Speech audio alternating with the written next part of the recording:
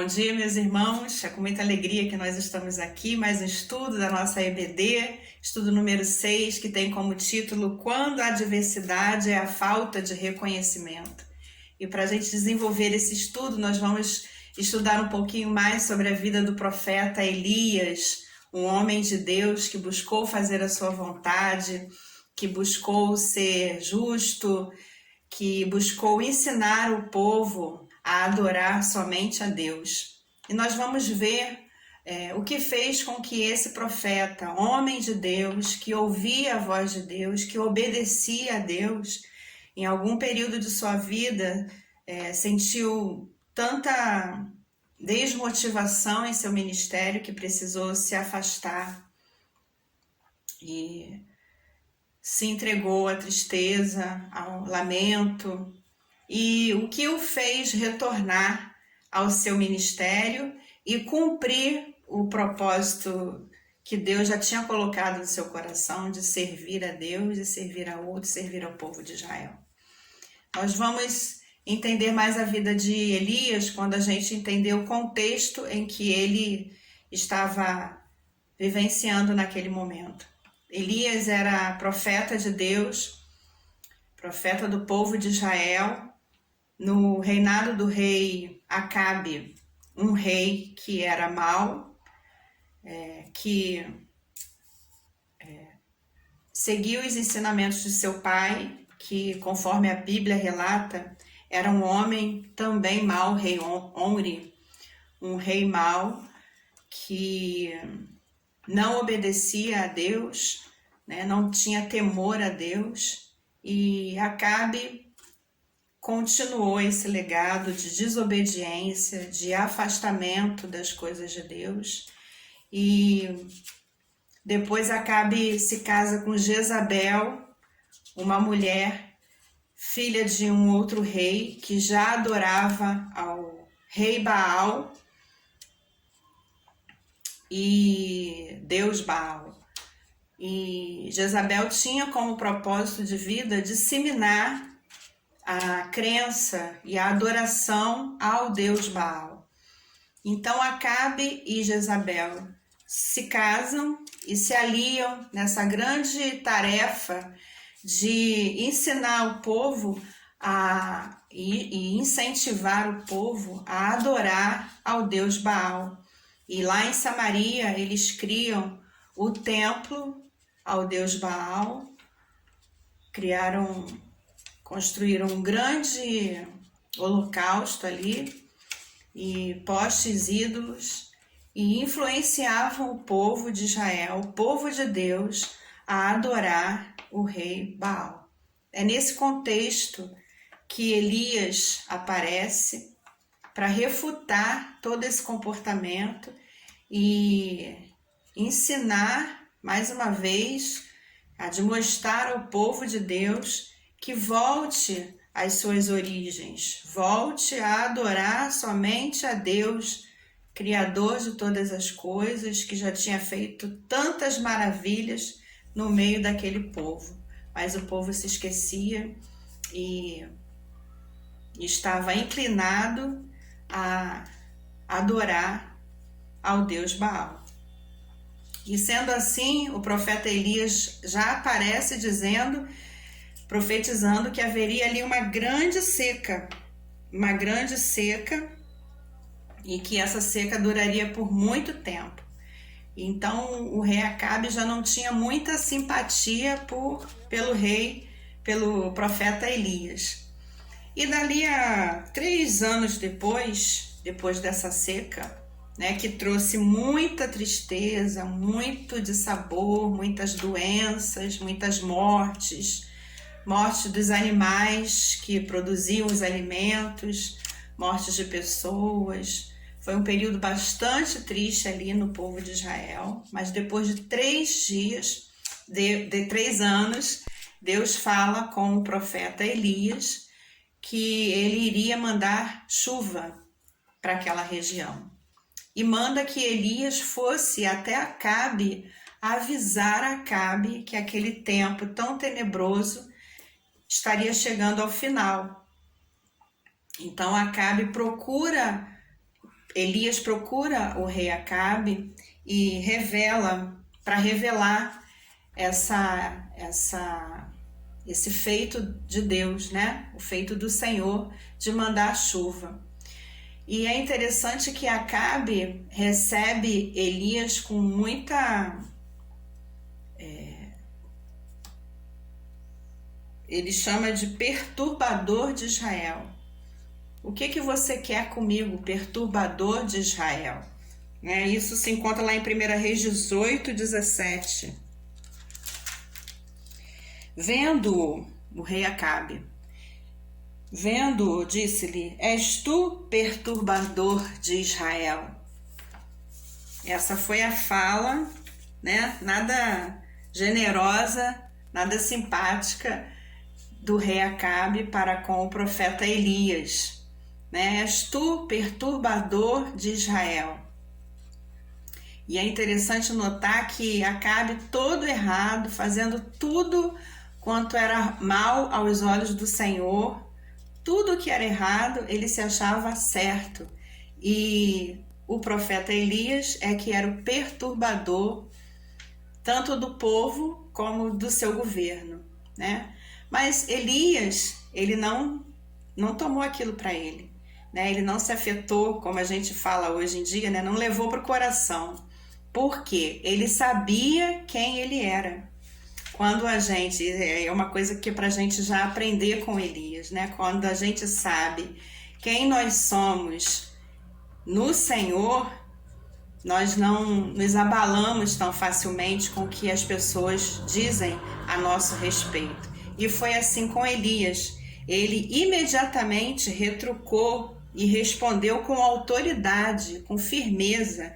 E isso está lá em 1 Reis 18 a 19, que diz o seguinte: Eu não tenho perturbado a Israel, mas tu e a tua casa, a casa de teu pai, porque deixaste os mandamentos do Senhor e seguiste os Balaíns. Agora, pois, manda ajuntar a mim todo o Israel no Monte Carmelo, como também os 450 profetas de Baal e os 400 profetas do poste ídolo que comem da mesa de Jezabel. E com a mesma autoridade se dirigiu ao povo, né? Lá em 1 Reis 18, 21, diz o seguinte: Até quando cocheareis entre dois pensamentos? Se o Senhor é Deus, segui-o. Se é Baal, segui-o. Porém, o povo nada lhes respondeu. Elias estava ali confrontando, fazendo o povo pensar sobre as suas atitudes, sobre seu comportamento a respeito da adoração.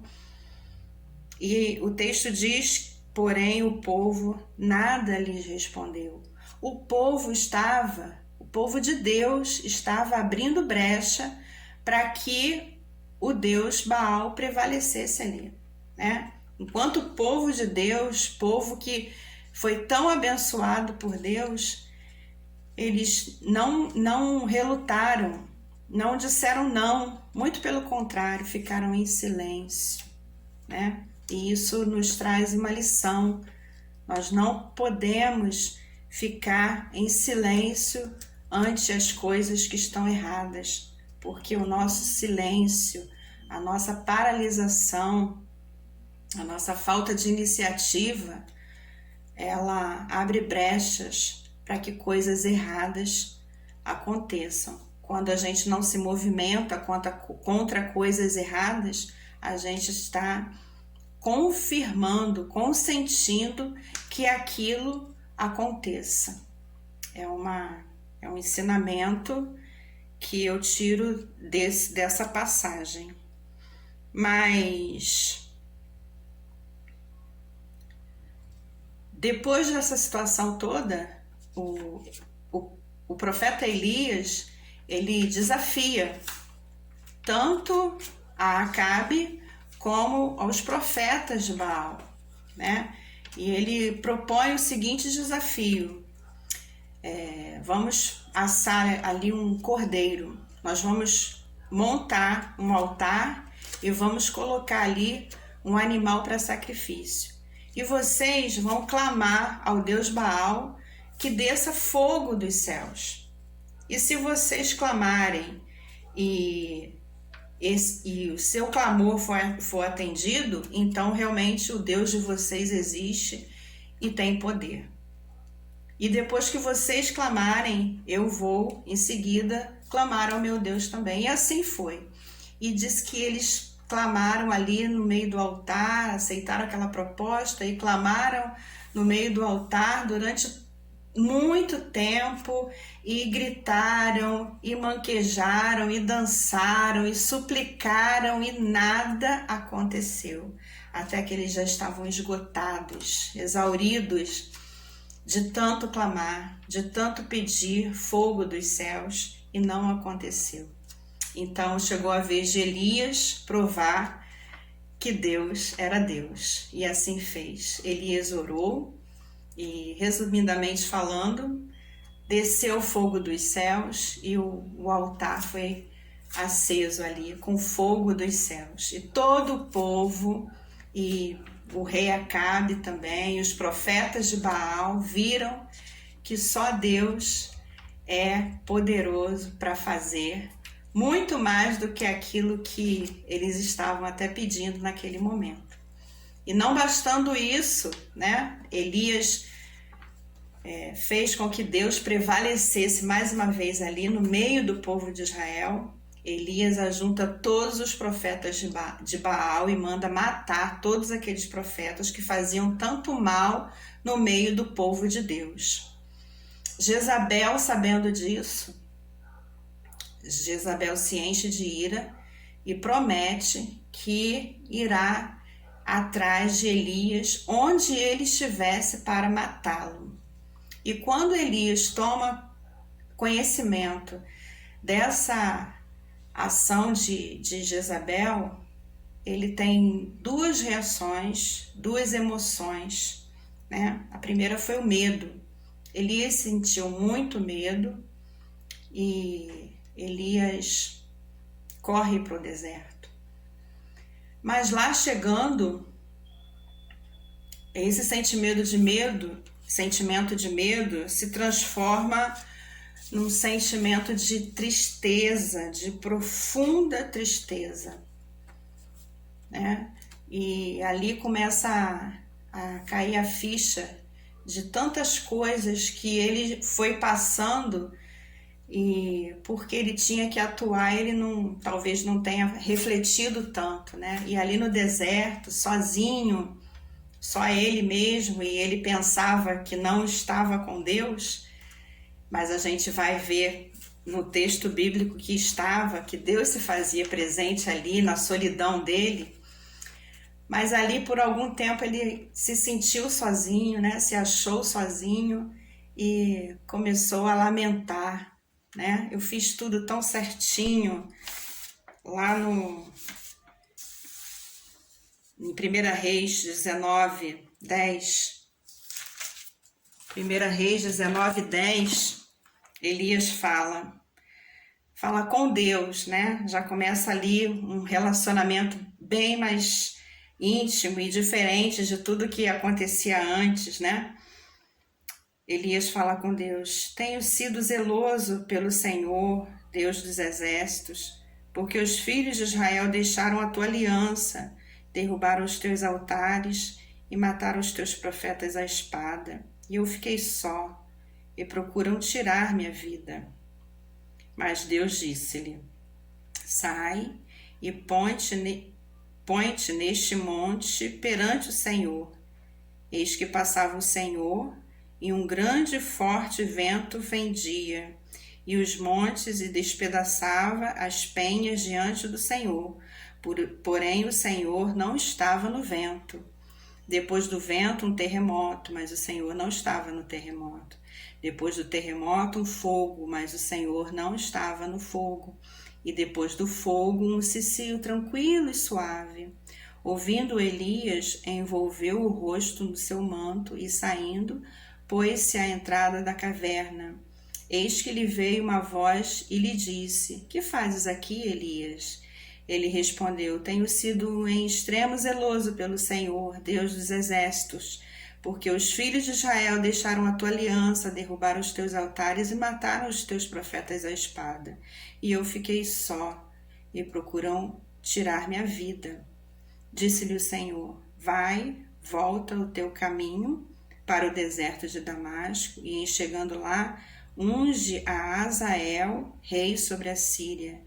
A Jeú, filho de Ninsi, ungirás, rei de sobre Israel, e também Eliseu, filho de Safate, de Abel Meolá, ungirás profeta em teu lugar.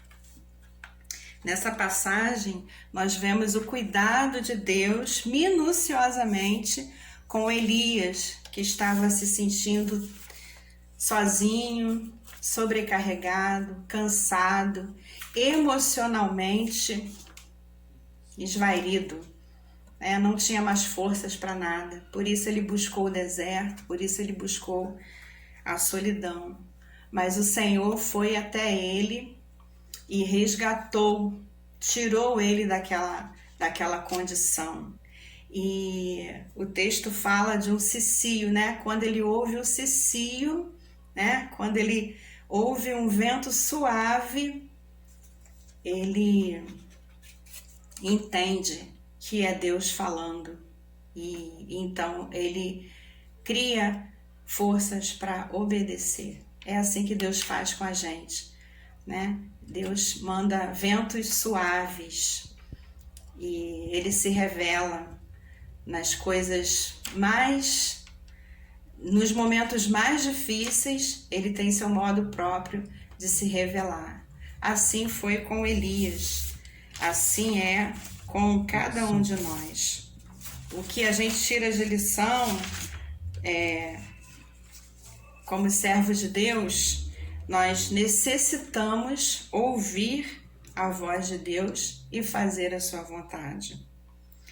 Confessar a Ele os nossos dilemas, como Elias fez. Elias disse tudo o que estava sentindo, Ele teve momentos a sós com Deus, e nós precisamos, em momentos de tristeza, de tribulação, de problemas difíceis, ter momentos a mais a sós com Deus, para que Deus fale, Deus nos instrua, Deus nos oriente a como proceder em cada situação. E Elias reclamou também de que estava se sentindo sozinho.